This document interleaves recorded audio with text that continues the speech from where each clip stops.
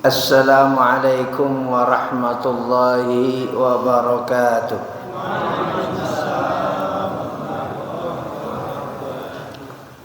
Alhamdulillah, alhamdulillahil aliyyil azim.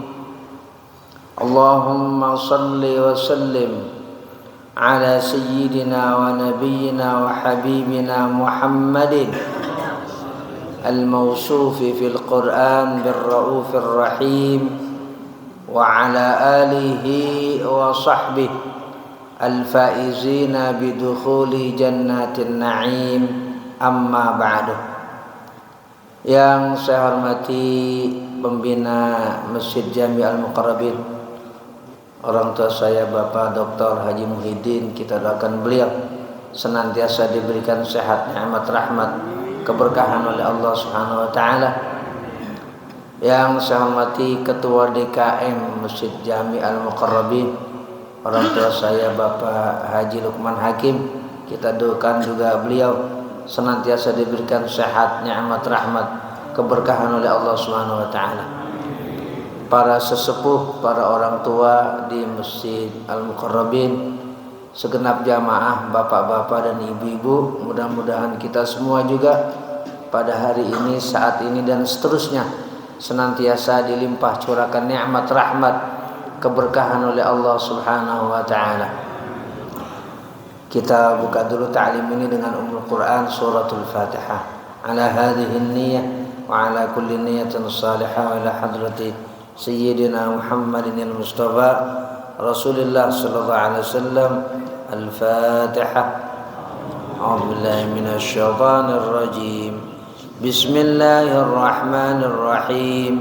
الحمد لله رب العالمين الرحمن الرحيم مالك يوم الدين إياك نعبد وإياك نستعين اهدنا الصراط المستقيم صراط الذين أنعمت عليهم غير المغضوب عليهم ولا الضالين.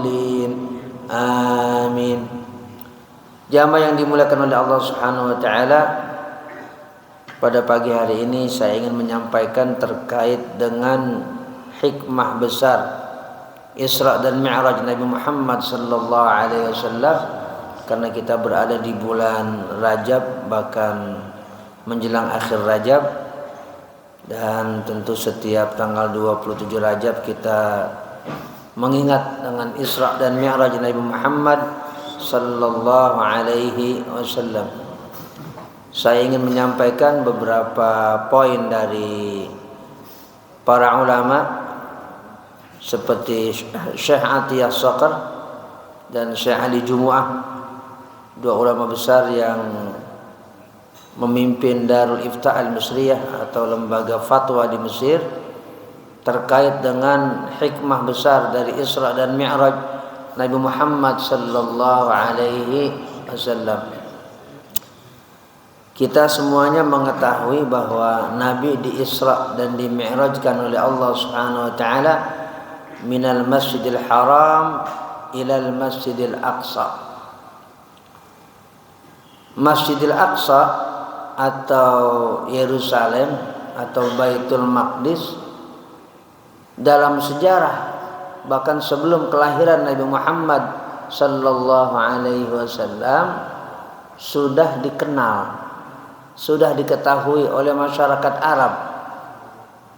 Bahkan masyarakat Arab di Mekah sudah terbiasa melakukan perjalanan termasuk untuk perniagaan dan perdagangan ke Baitul Maqdis. Jadi mereka udah pada tahu tentang areal, tentang geografis dari Baitul Maqdis.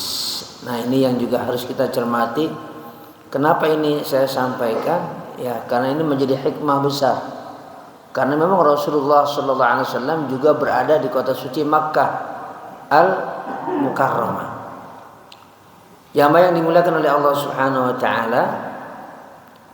Jadi Rasulullah sallallahu alaihi wasallam ketika selesai peristiwa Isra dan Mi'raj dan beliau kembali ke Mekah, Rasulullah sallallahu alaihi wasallam langsung menyampaikan bahwa beliau semalam dari Baitul Maqdis, dari Palestina, dari Yerusalem, dan menimbulkan kehebohan di tengah-tengah masyarakat Arab.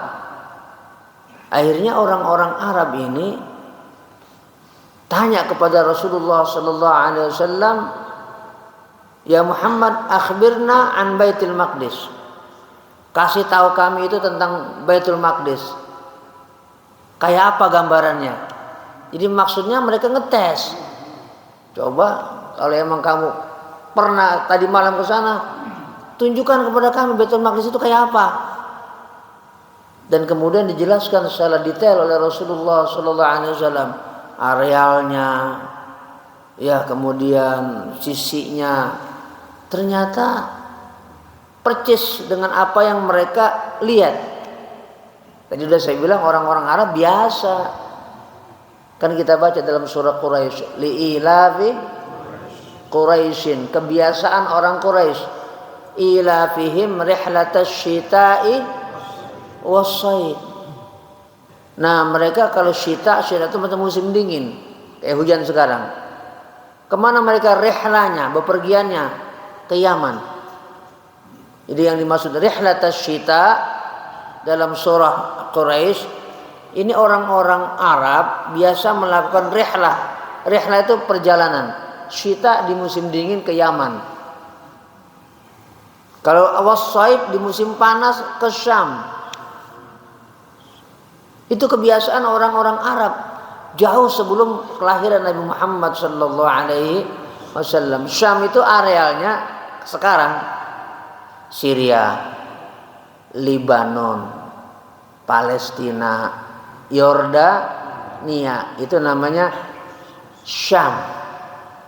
Nah, rihlata syita wa shaib, shaib itu musim panas. Musim panas orang-orang Arab menuju apa? Syam. Nah, areal Syam itu luas, diantaranya Baitul Maqdis. Nah, jadi ini perjalanan Nabi. Kenapa ilal Masjidil Aqsa, enggak ke Masjid Al-Muqarrabin? Belum ada ya? Atau ke tanah Jawa atau di mana dah? Atau ke area lain yang ada di dunia ini. Kalau lau syaa Allah la fa'ala. Kalau Allah berkehendak kan bisa.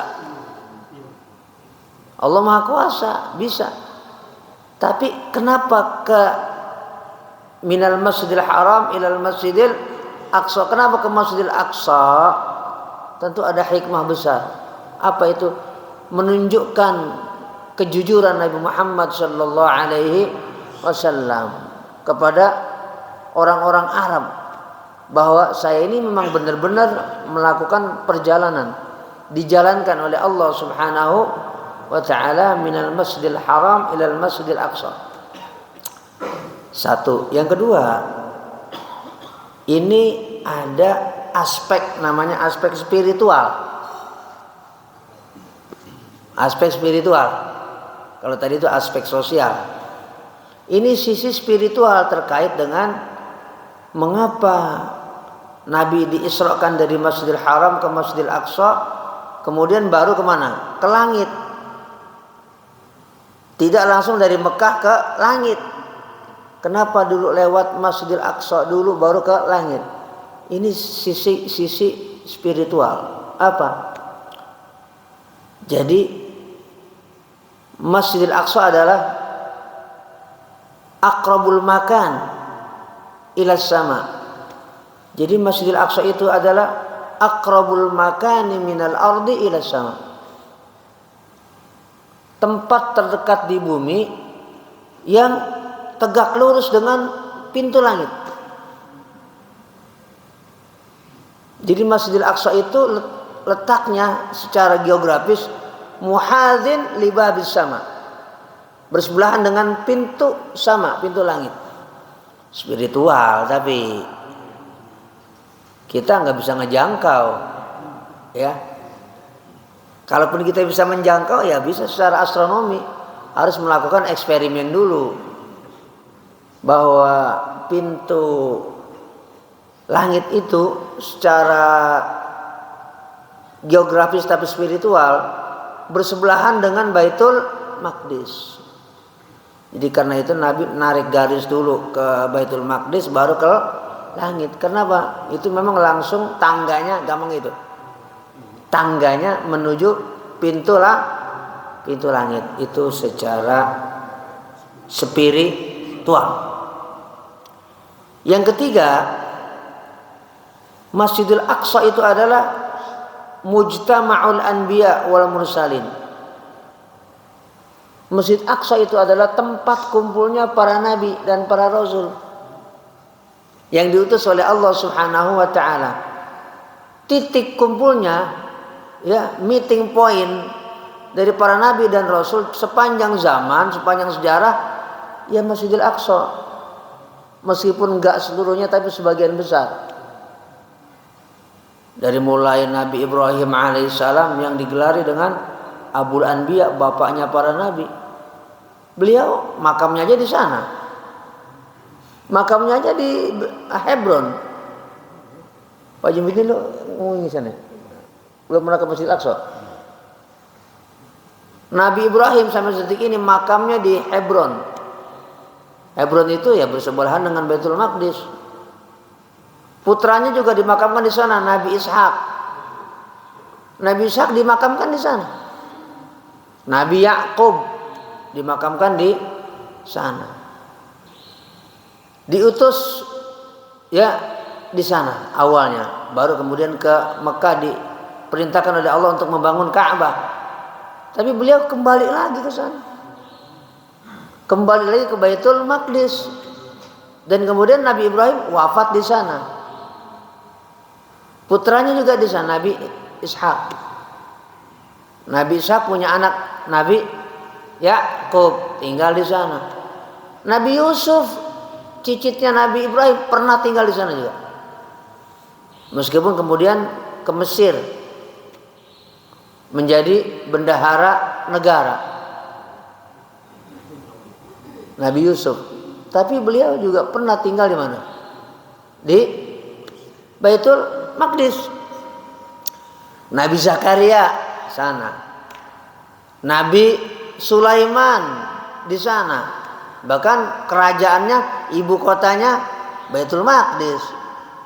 Kerajaan beliau seorang raja, Nabi Sulaiman. Ayahnya Nabi Daud, King David, Raja Daud. Raja juga di sana. Nabi Zakaria juga di sana. Nabi Yahya juga di sana. Nabi Isa areal dakwanya adalah Baitul Maqdis. Nah, karena itu Nabi Muhammad sallallahu alaihi wasallam diisrakan dan diisrakan oleh Allah Subhanahu wa taala minal Masjidil Haram ilal Masjidil Aqsa. Kenapa Masjidil Aqsa? Karena mujtama'ul anbiya wal mursalin. Tempat kumpulnya para nabi dan para rasul yang diutus oleh Allah Subhanahu wa taala. Karena itulah yang keempat, ini menunjukkan kemuliaan Nabi Muhammad sallallahu alaihi wasallam sebagaimana disabdakan dalam kitab Sahih Muslim, Rasulullah sallallahu alaihi wasallam menjadi imam. Makmumnya para nabi dan para rasul dalam bentuk arwah, ya, arwah para nabi dan para rasul oleh Allah Subhanahu wa taala ditakdirkan ada di bumi Masjidil Aqsa untuk menjadi makmum, dan imamnya adalah Nabi Muhammad sallallahu alaihi wasallam. Itu juga tempatnya di Masjidil Aqsa untuk menunjukkan kemuliaan tersendiri dari baginda Nabi Muhammad sallallahu alaihi wasallam. Nah, ini juga bentuknya spiritual. Jadi jangan memandang ini dari sisi kita. Ya kan gak nyambung. Gimana kan Nabi Musa hidupnya ribuan tahun yang lalu. Sebelum Nabi Muhammad sallallahu alaihi wasallam. kok bisa? Bagi Allah, innama amruhu idza arada syai'an ay yaqula lahu kun fayakun. Jadi kita memandang Isra dan Mi'raj ini dengan iman. Itu pertama. Tapi juga siapapun termasuk setiap orang yang membaca ini ya di luar Islam bisa juga memahami peristiwa Isra dan Mi'raj Nabi Muhammad sallallahu alaihi wasallam. Nabi Muhammad seperti kita tahu diisrakan oleh Allah Subhanahu wa taala. Sebelum Isra dada beliau dibelah. Dicuci gampangannya gitu dah. Ya. Diisi dengan hikmah, iman, dimasukkan air zam-zam dan lain-lain sebagainya. Bukan Nabi itu jiwanya kotor, bukan. Nabi Muhammad sallallahu alaihi wasallam oleh Allah sudah dididik bahkan sejak sebelum lahir sudah bersih. Nabi Muhammad sallallahu alaihi wasallam. Tapi karena ini akan diisrakan, diubah dulu dari materi menjadi cahaya. Dari benda padat menjadi cahaya. Ansari. Nah, setelah diubah oleh Allah Subhanahu wa taala, Rasulullah SAW sosoknya dari benda padat menjadi cahaya, nuran wa hikmah dalam hadis. Nabi Muhammad SAW oleh Allah didatangkan kendaraan namanya buruk. Buruk apa? Kilat. Kilat itu apa? Cahaya. Rasulullah sudah diubah ya dari benda padat menjadi cahaya. Kemudian Nabi Muhammad SAW naik kendaraan buruk namanya cahaya. Cahaya naik cahaya. Pendampingnya malaikat Jibril. Malaikat dari apa terbuatnya? Cahaya. Cahaya naik cahaya, pendampingnya cahaya. Kira-kira kalau terbang gimana melesatnya? Nah, kan kita bisa ngebayangin maksudnya secara sains, secara ilmu pengetahuan bahwa Isra Nabi Muhammad begitu cepat dari mulai Masjidil Haram ke Masjidil Aqsa sampai ke langit. Gimana nggak cepat? Orang cahaya. Ya, kan kalau udah nggak bisa hitungan kilometer jauhnya galaksi ke galaksi yang lain itu pakai tahun cahaya. Kenapa? Karena kalau pakai 00 udah nggak nyampe, kebanyakan. Ini berapa miliar kilometer, kan nggak bisa dibayangin gitu. Secara sains aja udah nggak bisa. Maka para ahli fisika yang menggunakan itu istilah apa? Tahun cahaya. Nah, kita aja nih, ada sekarang pesawat namanya generasi 6 dibuat oleh Cina dan juga Amerika yang melebihi kecepatan suara. Itu yang terbang melintas kan besi. Besi melintas ya, dibuat kecanggihannya melebihi kecepatan suara. Itu bisa melesat begitu cepat ya, sekian detik ya, per berapa kilometer bisa menempuh jarak. Ini yang terbang bukan besi, ini yang terbang cahaya. Cahaya melesat mengarungi ruang angkasa. Nah, jadi kita bisa menggunakan pendekatan sains, pendekatan ilmu pengetahuan dalam memahami Isra dan Mi'raj Nabi Muhammad sallallahu alaihi wasallam. Itu terkait dengan sekian banyak hikmah Isra dan Mi'raj Nabi Muhammad sallallahu alaihi wasallam. Baitul Maqdis adalah satu dari 3 masjid yang kemuliaannya tercantum dalam hadis Nabi Muhammad sallallahu alaihi wasallam dan juga di dalam surah Al-Isra ayat 1. Karena itu Nabi bersabda dalam hadis yang sahih riwayat Imam Bukhari dan Muslim, la tushaddur rihalu illa ila thalathati masajid. Perjalanan itu tidak boleh dilakukan kecuali ketiga masjid. Pertama, Masjidil Haram wa Masjidi hadza wal Masjidil Aqsa. Pertama Masjid Haram di Mekah, yang kedua Masjid aku di kota Madinah Al-Munawwarah, yang ketiga Masjidil Aqsa. Karena itu kalau kita berangkat ke sana kemudian menyempatkan sholat di Masjidil Aqsa, itu keutamaannya sama dengan 500 rakaat sholat di Masjid Al-Muqarrabin. Bandingannya begitu. Jadi itu areal Masjidil Aqsa adalah tanah suci, the Holy Land. Ya, seperti Mekah, seperti Madinah. Areal Masjidil Aqsa.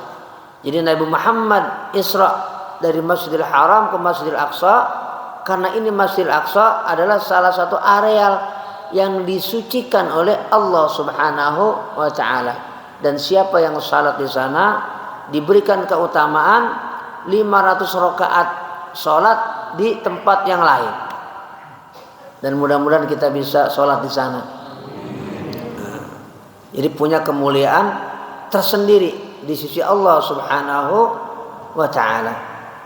Jamaah yang dimuliakan oleh Allah Subhanahu wa taala, Rasulullah sallallahu alaihi wasallam diisrakan ke Masjidil Aqsa juga merupakan isyarat dari Allah Subhanahu wa taala kepada umat ini. Isyarat dari Allah Subhanahu wa taala kepada umat ini agar bisa menjadikan itu sebagai bagian dari areal umat Islam. Jadi waktu Nabi Muhammad sallallahu alaihi wasallam diisrakan ke Masjidil Aqsa, Masjidil Aqsa itu bukan bagian kekuasaan Islam. Waktu Nabi diisrakan tuh, itu areal Isra dan Baitul Maqdis, tempat Nabi diisrakan oleh Allah Subhanahu wa taala, masih dalam kekuasaan kerajaan Romawi Timur yang berpusat di Konstantinopel, sekarang namanya Istanbul. Bukan dan belum menjadi kekuasaan umat Islam. Nah, diisrakan Nabi Muhammad ke Masjidil Aqsa isyarat bagi umat Islam saat itu bahwa ini harus kalian ambil. Kenapa ini areal yang disucikan oleh Allah Subhanahu wa taala. Karena itu ketika Rasulullah sallallahu alaihi wasallam wafat, para khalifah seperti Abu Bakar dan Umar udah langsung ya melakukan satu ekspedisi dalam rangka penaklukan.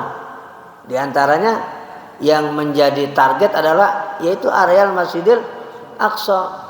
Dan kemudian Khalifah Umar bin Khattab radhiyallahu anhu berhasil ya menaklukkan areal Baitul Maqdis yang selama berabad-abad, bahkan sejak sebelum dilahirkan Nabi Isa alaihissalam, itu sudah menjadi kekuasaan orang-orang Romawi. Waktu itu Romawi Barat. Dan kemudian dilanjutkan oleh orang-orang Romawi Timur. Jadi dari mulai Romawi ada di Roma yang disebut Romawi Barat. Kemudian di zaman Nabi Isa, kemudian tahun 460 terbelah kerajaan Romawi menjadi Romawi Barat dan Romawi Timur. Tempatnya ada di Konstantinopel. Raja pertamanya Kaisar Konstantin. Nah, itu juga tetap areal Masjidil Aqsa dikuasai oleh orang-orang Romawi Timur. Nabi ke sana. Ini masjid. Nah, mereka kan bukan beribadah kepada Allah Subhanahu wa taala. Karena orang-orang Romawi ya mereka punya akidah penyembahan terhadap dewa. Dewa Zeus, macam-macam ya yang kita baca dalam sejarah dunia. Mereka terlibat pada pengkultusan dewa. Jadi nggak pantas orang yang menyembah dewa-dewa kok menguasai satu areal yang disebut dalam Al-Quran Masjidil Aqsa, tempat ditauhidkannya Allah Subhanahu wa taala. Isyarat buat umat Islam, dan akhirnya Nabi wafat cepat ini para sahabat ya melakukan penaklukan. Di antara target penaklukan adalah areal Yerusalem, Baitul Maqdis, dan diberikan izin oleh Allah Subhanahu wa taala, diberikan kemudahan oleh Allah Subhanahu wa taala. Dan Umar bin Khattab radhiyallahu anhu ketika menjadi khalifah dari Madinah berangkat ke sana.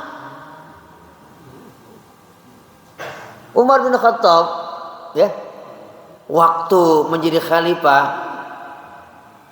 berangkat ke sana ngapain? Menerima kunci kota. Kenapa? Karena patriark sana, penguasa di sana nggak mau memberikan kunci kota Baitul Maqdis kecuali kepada pemimpin umat Islam secara langsung. Nggak mau ada perwakilan, nggak boleh, nggak ada Khalid bin Walid, nggak mau. Kan waktu itu panglimanya Khalid bin Walid, nggak mau ya. Mereka nggak mau menyerahkan kepada panglima Islam Khalid bin Walid. Harus pemimpin kalian siapa? Pemimpin kalian siapa? Umar. Suruh dia datang kembali. Dan Umar datang ke sana dari kota Madinah, datang ke Masjidil Aqsa untuk apa? Menerima kunci kota suci Yerusalem ya, yang sekarang arealnya ya sedang bermasalah. Mudah-mudahan diberikan kemudahan oleh Allah Subhanahu wa taala umat Islam untuk bisa kembali ya memiliki Masjidil Aqsa sebagai tanggung jawab agama dari Allah Subhanahu wa taala. Dan keberhasilan Sayyidina Umar ini diikuti oleh keberhasilan umat Islam sekarang ini dan juga berikutnya. Jamaah yang dimuliakan oleh Allah Subhanahu wa taala, peristiwa Isra dan Mi'raj Nabi Muhammad sallallahu alaihi wasallam juga sebagai tafriju hammin Nabi sallallahu alaihi wasallam wa huznih bisababi ma asabahu min fuqdanil munasir wal muazir bimauti ammihi wa zawjatihi wa idza'il kafirin lah. Jadi peristiwa Isra ini juga sebagai tafrij. Allah Subhanahu wa taala melegakan ya hammin Nabi sallallahu alaihi wasallam, kesedihan Nabi Muhammad sallallahu alaihi wasallam bisababi ma asabahu min fuqdanil munasir wal muazir, karena Rasulullah kehilangan orang yang membackup dakwah beliau. Siapa itu? Istri Nabi Muhammad sallallahu alaihi wasallam, Sayyidah Khadijah. Karena memang Nabi diisrakan itu tidak lama setelah wafatnya Khadijah Al-Kubra. Jadi Allah Subhanahu wa taala memberikan hikmah kepada kita semua betapa pentingnya pendukung dakwah ini dari sisi orang terdekat. Kalau Rasulullah SAW zaujahnya, istrinya Khadijah, jangan suami ngalor bini ngidul, agak nyambung. Nah, jadi ada aspek keharmonisan rumah tangga dalam Isra Nabi Muhammad sallallahu alaihi wasallam. Ya, sama istri Khadijah. Dan betapa luar biasanya itu peran Khadijah dalam dakwah Nabi Muhammad sallallahu alaihi wasallam. Ya, tentu sudah atas izin Allah Subhanahu wa taala. Secara sukarela. Jadi Nabi Muhammad SAW menikah dengan Khadijah itu karena kemauan Khadijah yang menginginkan menjadi istri dari Nabi Muhammad SAW. Karena Rasulullah waktu sebelum menikah dengan Khadijah, Nabi Muhammad itu diminta membawa barang dagangan Khadijah. Kemana? Ke Syam. Nah, ke Syam. Syam itu area luas, termasuk di dalamnya Baitul Maqdis. Ya. Dan Khadijah juga mengirimkan pendamping buat Rasulullah SAW. Dilihat, wah ini orang yang jujur, ya. Kemudian juga mampu membawa keuntungan yang besar karena kejujuran Nabi Muhammad SAW. Jadi perdagangan atau bisnis yang berkah itu modalnya adalah jujur. Bisnis yang berkah, perdagangan yang dikasih oleh Allah Subhanahu wa taala, keberuntungan zahir dan batin kalau dilakukan secara jujur. Dan itu yang disaksikan oleh Khadijah terhadap kepribadian Nabi Muhammad sallallahu alaihi wasallam. Dan kemudian menikah dengan Rasulullah sallallahu alaihi wasallam, Nabi usia 25, Khadijah 40 tahun. Dan betapa Khadijah itu kemudian menyerahkan segala hartanya untuk dakwah Rasulullah sallallahu alaihi wasallam. Tapi ingat, Nabi Muhammad bukan haji mumpung. Ini mumpung ini kawin. Enggak. Kenapa? Lah, Rasulullah ketika menikah kan belum jadi nabi, belum jadi rasul. Waktu menikah nih, belum jadi nabi, masih lama. 25 ke 40 kan masih lama. Bagi Taufik masih berapa? 15 tahun baru diangkat oleh Allah Subhanahu wa taala. Tapi ketika Nabi diangkat oleh Nabi Muhammad sallallahu alaihi wasallam, orang pertama yang membackup, mendukung dakwah Rasulullah sallallahu alaihi wasallam adalah Khadijah. Awal pertama kali Nabi Muhammad ada di Gua Hira menerima apa? Wahyu. Iqra bismi rabbikal ladzi khalaqal insana min 'alaq, iqra wa rabbukal akram alladzi 'allama bil qalam 'allamal insana ma lam ya'lam. Kan kita udah dengar cerita, tapi ini bukan cerita dongeng. Nabi juga cerita tentang bagaimana beliau ketika pertama kali turun wahyu, didekap oleh malaikat Jibril. Karena itu pertama Nabi sampai keringet dingin. Selesai itu Nabi cepat turun ke rumah Khadijah karena istri beliau. Nabi langsung tidur. Kenapa? Kedinginan, panas dingin, didekap malaikat, serem. Ya, Nabi katakan zammiluni. Ya, selimuti saya. Diselimuti oleh Khadijah. Ya. Nah, selesai Nabi Muhammad sallallahu alaihi wasallam, hatta dhahaba anni ar-raw'u, kata Nabi, sampai rasa takut itu hilang dari dada Rasulullah sallallahu alaihi wasallam. Khadijah lah yang kemudian menghibur Rasulullah sallallahu alaihi wasallam. Khadijah katakan kepada Rasulullah sallallahu alaihi wasallam, "Wallahi la yukhzika Allahu abada." Demi Allah, Allah tidak pernah akan menghinakan engkau. Itu ucapan seorang istri kepada Nabi Muhammad sallallahu alaihi wasallam. Dalam rangka apa? Memotivasi. Enggak usah takut, kata Khadijah, enggak usah takut suamiku. Wallahi la yukhzika Allah abada. Innaka la tahmilul kalla wa tukri ad-dhaifa. Engkau ini suka menolong orang, meringankan beban. Engkau ini suka menerima tamu. Engkau ini orang baik. Tidak mungkin yang kau sekarang minta diselimuti ini karena Allah menghinakan engkau. Jadi itu diberikan motivasi oleh Khadijah. Nah, Khadijah wafat, Rasulullah sedih. Jadi kesedihan Rasulullah SAW itu sesuatu yang alami, dibolehkan. Yang enggak boleh itu an-niyaha, para tua meratap. Jadi kita kalau dapat musibah, ya, atau dapat ujian, kita ada shock, kemudian sedih, galau.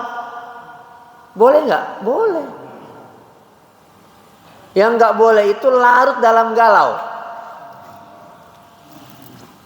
larut dalam kesedihan. Itu nggak boleh. Haram hukumnya. Rasulullah Sallallahu Alaihi Wasallam ketika Khadijah wafat, Nabi sedih. Tambah lagi pamannya Abu Thalib wafat, tambah lagi kesedihan Rasulullah Sallallahu Alaihi Wasallam. Oleh Allah dikasih motivasi dengan cara Allah. Diapakan? Di Isra dan di Mi'rajkan oleh Allah Subhanahu wa taala minal Masjidil Haram ilal Masjidil Aqsa, kemudian ke Sidratil Muntaha. Kalau peristiwa Isra ayatnya cuma satu, surah Al-Isra ayat 1 udah. Ayat kedua, tiga itu bukan Isra. Jadi ayat Isra cuma satu dalam Quran. Ayat 1 dalam surah Al-Isra atau surah Bani Israel. Lah Mi'rajnya di mana? Kalau Mi'rajnya bukan di situ. Mi'rajnya di surah An-Najm. Mi'rajnya di surah An-Najm. Ayat 1 sampai 18. Wan najmi idza hawa ma dhalla sahibukum wa ma ghawa wa ma yantiqu 'anil hawa in huwa illa wahyu yuha 'allamahu syadidul quwa dzu mirratin fastawa wa huwa bil ufuqil a'la fakana qaba qausaini aw adna wa laqad ra'ahu nazlatan ukhra 'inda sidratil muntaha 'indaha jannatul ma'wa idh yaghsha sidrata ma yaghsha laqad ra'a min ayati rabbihil kubra. Nah, itu rangkaian ayat terkait dengan Mi'raj Nabi Muhammad sallallahu alaihi wasallam yang kita baca di dalam surah An-Najm. Yang surah Al-Isra dimulai dengan tasbih, yang Mi'raj dimulai dengan sumpah. Wan najmi idza hawa, itu sumpah yang kita baca dalam Quran. Allah yang bersumpah terkait dengan Mi'raj. Allah yang berfirman dengan tasbih terkait dengan Isra Nabi Muhammad sallallahu alaihi wasallam. Jamaah yang dimuliakan oleh Allah Subhanahu wa taala, diisrakan Nabi Muhammad sallallahu alaihi wasallam ini juga memberikan satu cerminan tentang kesatuan akidah yang dibawa oleh para nabi dan rasul yang diutus oleh Allah Subhanahu wa taala. Bahwasanya risalah, misi para nabi sampai Nabi Muhammad sallallahu alaihi wasallam dari Nabi Adam yang dibawa itu satu. Nah, itu hikmah Isra. Apa yang dibawa adalah panji-panji la ilaha illallah. Itu hikmah Isra di antaranya dari sekian banyak. Kenapa yang dibawa oleh Nabi nggak ada yang beda? Sama semuanya terkait dengan akidah. Jadi akidah para nabi satu. Makanya Nabi Muhammad sallallahu alaihi wasallam bersabda, "Nahnu ma'asyiral anbiya dinuna wahid." Kami ini seluruh para nabi, kata Nabi Muhammad, dinuna agama kami wahid, satu. Jadi sebenarnya tidak ada istilah agama Yahudi, Nasrani, sebenarnya itu penamaan. Misinya sama. Ya, Nabi Musa la ilaha illallah, Nabi Isa la ilaha illallah, sama. Ya, tentu juga misi Nabi Muhammad sallallahu alaihi wasallam. Jadi yang dibawa oleh para nabi termasuk Nabi Muhammad sallallahu alaihi wasallam adalah memperkokoh dan memperkuat landasan tauhid. Makanya ketika Nabi masih di Mekah, kan Nabi dari Isra dan Mi'raj kembalinya ke Mekah dulu, ke Mekah lagi maksudnya. Ya, itu misinya ya tauhid. Termasuk misi Isra dan Mi'raj itu kan bicara tauhid, bicara iman. Iman adalah landasan tauhid. percaya dengan Nabi Muhammad sudah di-Isra dan di-Mi'rajkan dalam waktu cuma sebentar, ya, itu harus pakai iman. Kalau pakai akal susah nyambungnya, ya. Karena langit 1, 2, 3, 4, 5, 6, 7 Sidratil Muntaha itu bukan ada di atas atau galaksi, bukan. Ini kira-kira langit ke-1 ada di mana ya? Apa di galaksi Andromeda atau di Bima Sakti? Dan enggak, bukan. Bukan di sini, bukan di situ. Itu di luar alam yang terindra oleh kita, bukan. Itu adalah alam di luar yang terindra oleh mata manusia, oleh sains manusia, di luar. Ya, ada nggak alam di luar sana? Ya ada. Makanya ketika teleskop Hubble memantau alam semesta, ternyata di alam semesta ini ada namanya the wall of universe, ada dinding semesta. Itu temuan sains, temuan astronomi. Jadi ternyata semesta itu punya dinding. Cuma di balik dinding itu apa? Nah itu. Ya sampai sekarang belum ketemu itu ilmu astronomi. Ya, maksudnya bahwasanya ada lagi alam yang kita manusia itu nggak tahu. Kenapa? Keterbatasan pengetahuan kita. Jadi langit 1, 2, 3, 4 dan seterusnya itu di luar alam yang sekarang ada. Karena itu Isra dan Mi'raj menjadi mukjizat Nabi Muhammad sallallahu alaihi wasallam yang kita baca dengan hati kita, dengan iman kita kepada Allah Subhanahu wa taala.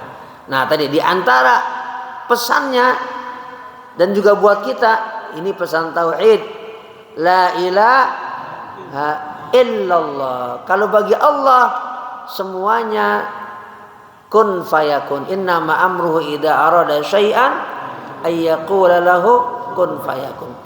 Selanjutnya, ya, hal yang bisa kita tarik dari peristiwa Isra ini, belum Mi'rajnya, baru Isra. Betapa pentingnya, betapa sentralnya peran masjid dalam dakwah. Kenapa? Ya ayatnya minal masjidil haram ilal masjidil, dari masjid ke masjid.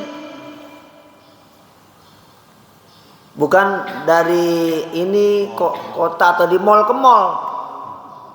Misalnya, atau dari pasar ke pasar yang sejak dulu udah ada. Minal masjidil haram ilal masjidil aqsa. Makanya Nabi berangkatnya dari masjid.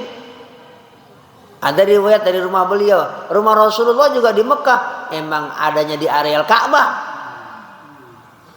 Ya, jadi masuk minal masjidil haram ilal masjidil aqsa. Betapa pentingnya masjid dalam kehidupan kita selaku hamba Allah, termasuk kita nih, kita umat Islam. Karena itu dari peristiwa Isra, jangan sampai satu pun umat Islam itu hatinya tidak di masjid. Jangan, hatinya kerjaannya mall, mancing, jalan sono jalan sini, makan sono makan sini.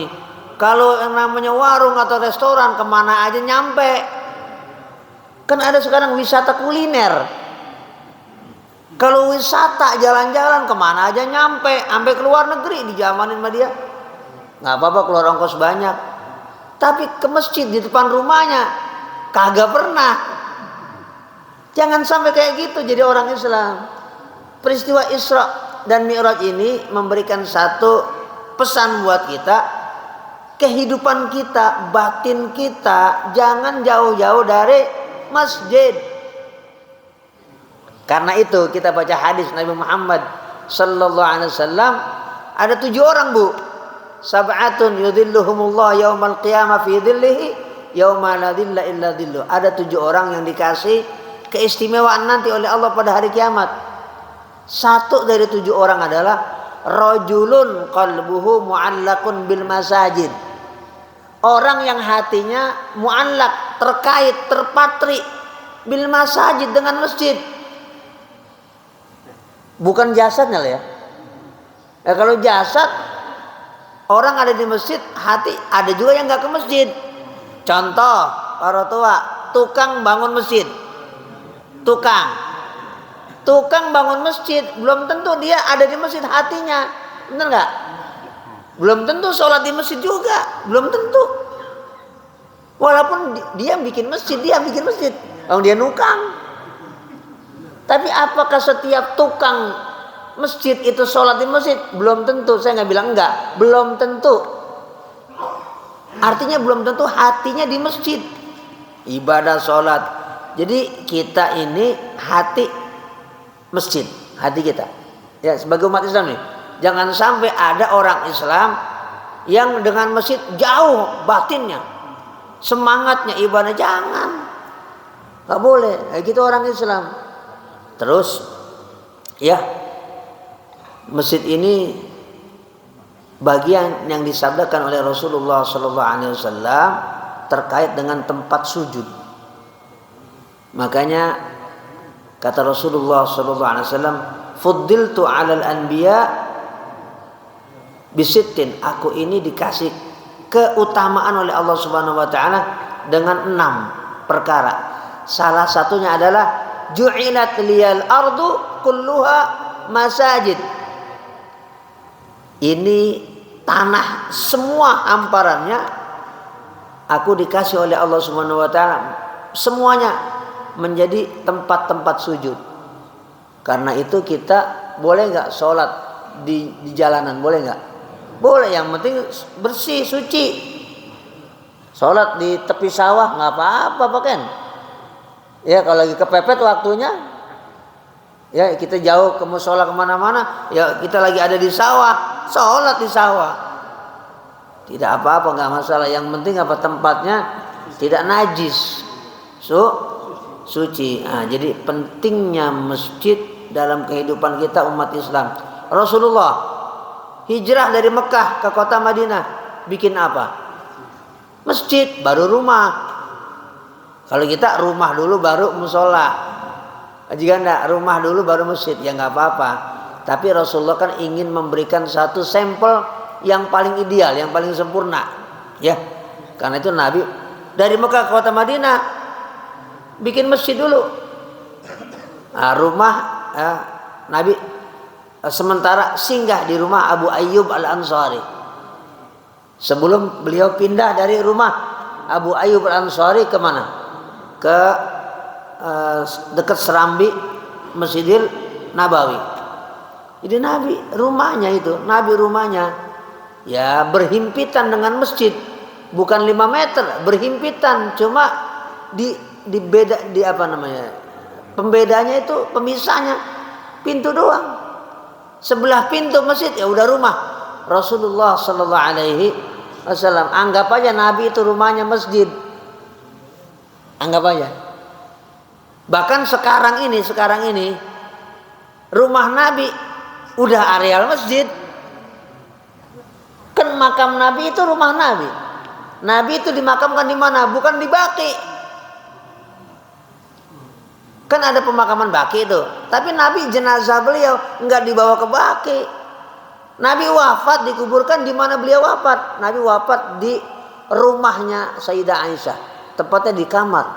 Jadi Nabi itu dimakamkan di kamar, di dalam kamar. Tapi kita lempengan ini jangan ikut-ikutan. Minta dikubur di kamar, jangan. Lempengan ini jangan ikut-ikutan. Ini khusus Rasulullah SAW. Karena para nabi memang ya dimakamkan di mana Nabi itu wafat. Nabi Musa waktu wafat kan di jalan. Ya udah dimakamkan di situ. Makanya kalau kita ziarah ke Masjidil Aqsa itu pasti ada sesi kita oleh travel ziarah ke makam Nabi Musa. Ya, Nabi Musa itu makamnya kan di tepi barat, jalan menuju Masjidil Aqsa. Nah, disitulah Nabi Musa wafat, dan disitulah Nabi Musa dikuburkan. Jadi tradisi para nabi, para rasul sama. Dari Nabi Adam sampai Nabi Muhammad sallallahu alaihi wasallam.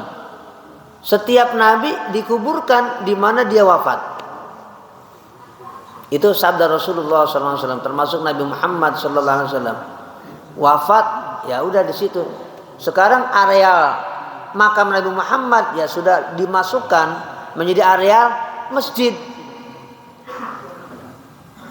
Sah nggak kita sholat? Sah.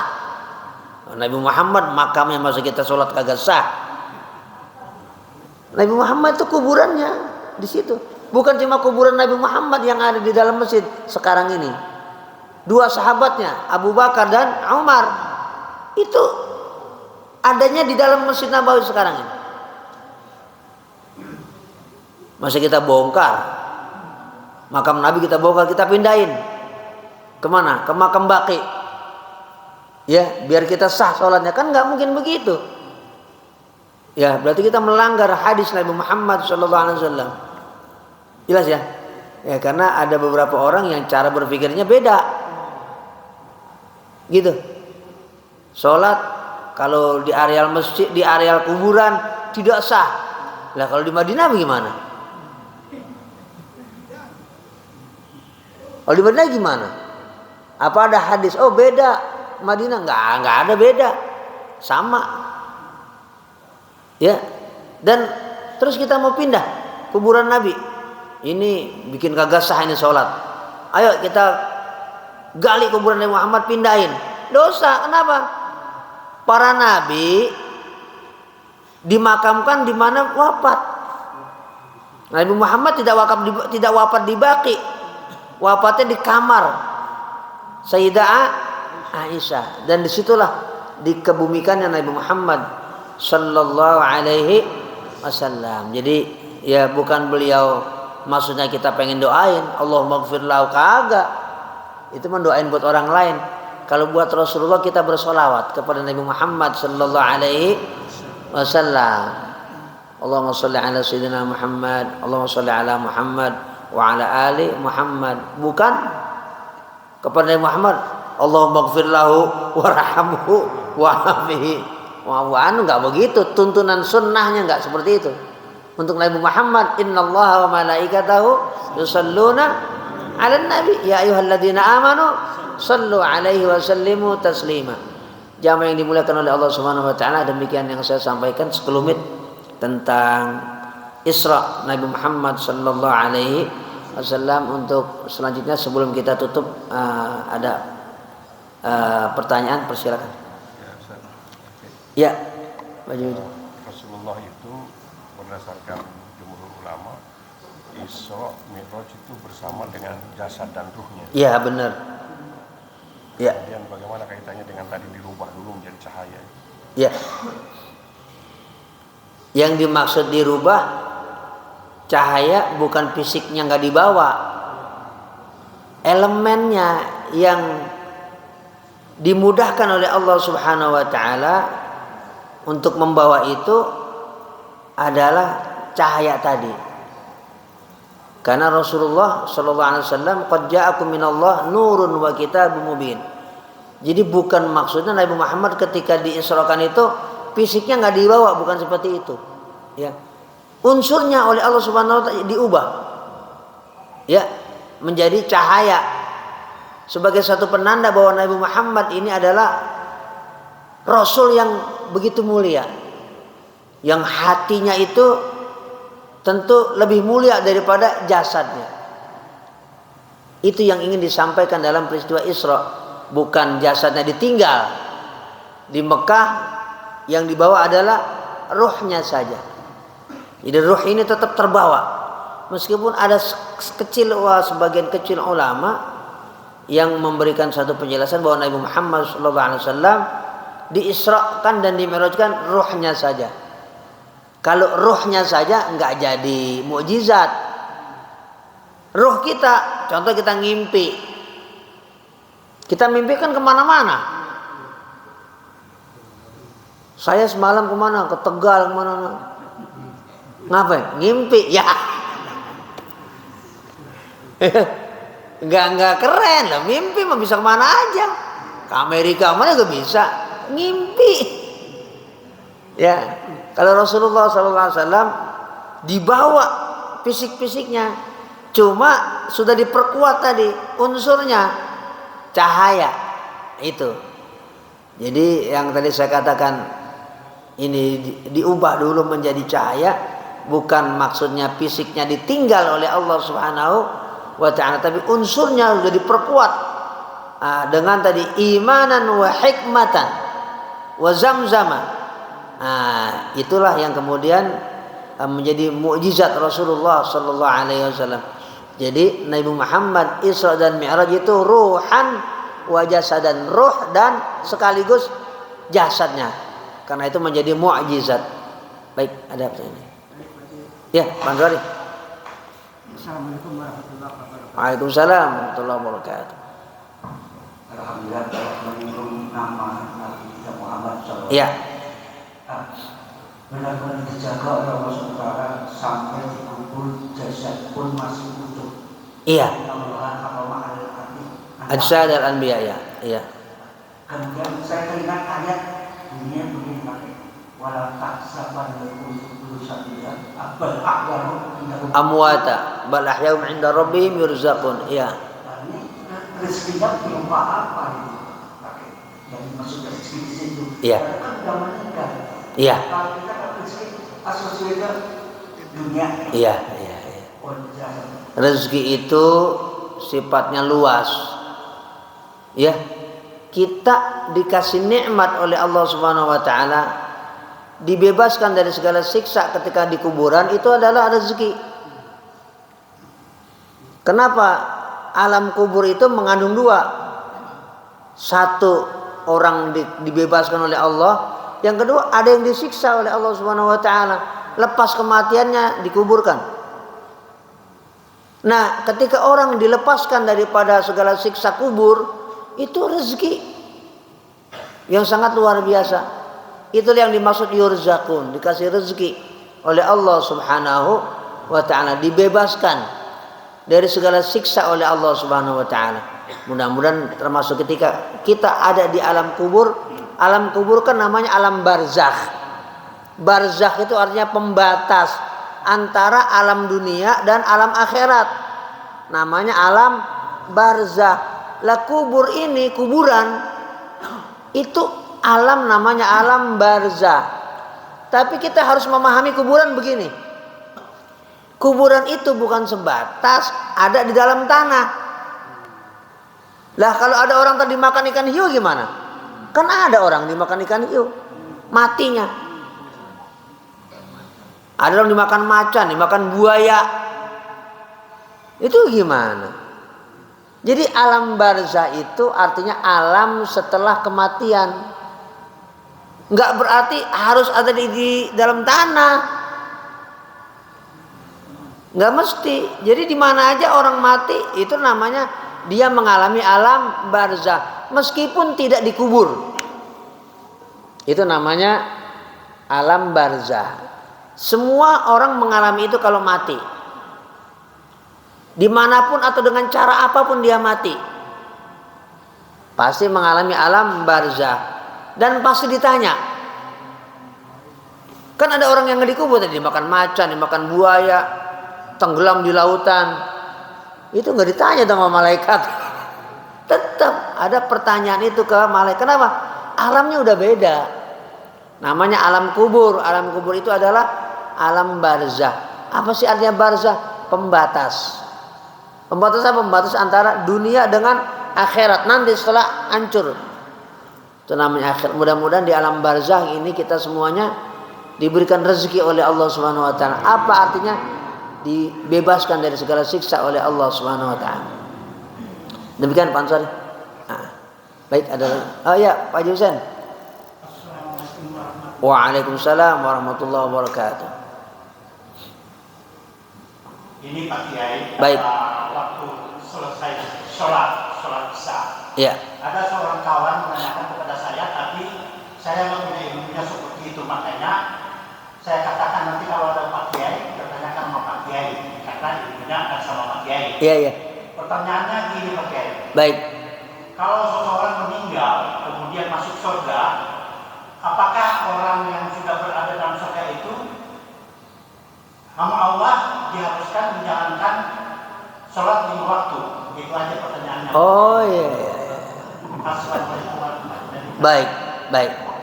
Baik. Ini pertanyaan bagus dan terkait juga ada kaitan dengan Isra. Jadi ketika di dunia kita diberikan kewajiban oleh Allah Subhanahu wa taala, salat, puasa dan lain sebagainya. Kalau udah mati gimana? Kewajiban habis. Selesai. Tapi kalau ada salat dilaksanakan, bisa enggak? Bisa. Boleh enggak? Boleh. Contohnya apa? Dalam peristiwa Nabi Muhammad sallallahu alaihi wasallam, Allah memperlihatkan kepada Rasulullah sallallahu alaihi wasallam Nabi Musa sedang sholat di dalam kuburannya. Benar ini? Hadis sahih. Jadi waktu Nabi diisrakan oleh Allah Subhanahu wa taala, Nabi diperlihatkan oleh Allah tentang siapa? Nabi Musa qa'iman yusalli fi qabri, lagi diri sholat di dalam kuburnya. Lah, kok itu sholat? Itu sholat sebagai kemuliaan, bukan sebagai kewajiban. Gitu ya. Nabi Musa lagi sholat di kuburannya, dilihat oleh Rasulullah sallallahu alaihi wasallam. Hadis sahih, tidak ada perbedaan pendapat tentang para ulama tentang sahihnya hadis tentang Isra dan Mi'raj Nabi Muhammad sallallahu alaihi wasallam terkait ini. Jadi sifatnya Pak Haji Husain bukan kewajiban. Sifatnya tadi kemuliaan karena hobinya dia. Jadi hobinya seorang nabi. Para wali sholat di kuburan. Sholat. Kenapa? Karena hobinya mereka. Kalau kita dibaca di Quran aja orang-orang ahli jannah nanti bertasbih. Orang ahli jannah nanti bertasbih kepada Allah Subhanahu wa taala. Tapi bukan sifatnya kewajiban. Ini mereka kesenangan. Hobinya. Orang yang hobinya sholat, ntar bisa nggak sholat lagi? Bisa. Tapi bukan sebagai kewajiban. Meneruskan kecintaannya. Yang baca Quran suka, mati, nanti bisa baca Quran lagi. Sebagai kecintaan, bukan kewajiban. Demikian. Nah, itu berdasarkan dalil ya, yang sahih dari Rasulullah Sallallahu Alaihi Wasallam. Tapi kalau kewajiban udah kagak diwajibin, ya udah nggak diwajibin sama Allah. Kalau nggak sholat ya nggak apa-apa, kan udah di sorga. Iya, yang haram aja apa? Boleh khamar nanti kalau pengen minum khamar mati dulu, masuk surga dulu Pak Haji Taufik. Nah, cuman khamarnya itu tidak memabukkan. Khamar surga, khamar jannah itu tidak memabukkan. Gimana rasanya? Ya mati dulu baru gitu bisa. Dan masuk surga dulu. Demikian Pak Haji Husain. Nah, baik, ada lagi? Satu lagi. Ibu-ibu? Udah pas. Al-Fatihah. A'udzubillahi minasyaitonir rajim. Bismillahirrahmanirrahim. Alhamdulillah rabbil alamin arrahmanir rahim maliki yaumiddin. Iyyaka na'budu wa iyyaka nasta'in. Ihdinas siratal mustaqim. Siratal ladzina an'amta 'alaihim ghairil maghdubi 'alaihim waladdallin. Amin. Astaghfirullahal azim wa lakal hamdu ya ma'bud. Allahumma shalli wa sallim ala sayyidina Muhammadin wa ala alihi. Allahumma ighfir lana wa liwalidina wa limasyayikhina wa li jami'il muslimina wal muslimat wal mu'minina wal mu'minat al ahya'i minhum wal amwat. Allahumma aslih dhata bainina. Allahumma alif baina qulubina. Allahumma inna nas'aluka al-huda wat tuqa wal afaf wal ghina.